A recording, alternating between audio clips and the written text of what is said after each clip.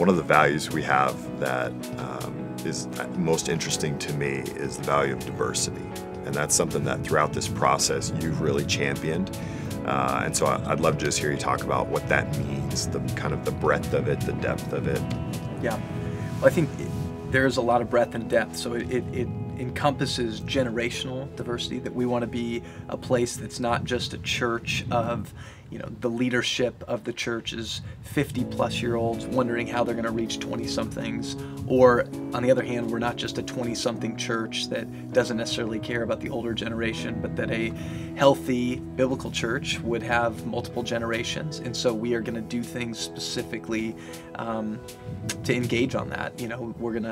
We've seen that modeled in the leadership team, is that the older generation of guys are kind of opening up opportunities for younger guys to emerge, and the younger guys having the humility at the same time to say, we need this wisdom, and not be arrogant enough. So I think there's generational economic classes. We want to be a church that's moving through to engage those who aren't like us on an economic level, which creates real cultural realities. I mean, there's maybe more discomfort in being around somebody that's economically that different from you even than ethnically.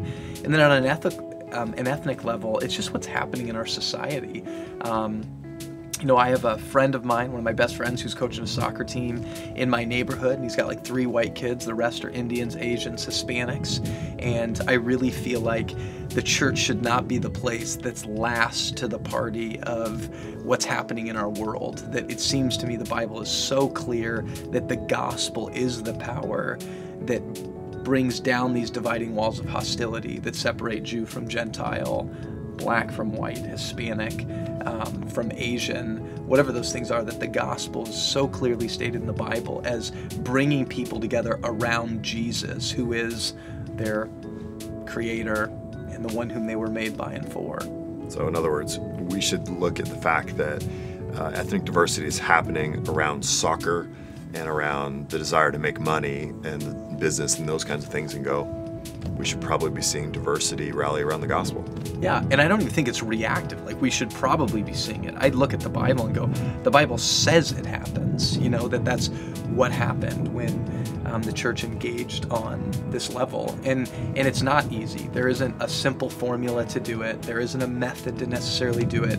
But the intentionality and the prayerful pursuit of those things and the humility on our end to learn from other cultures, I think over time will enable that to happen in a healthy way.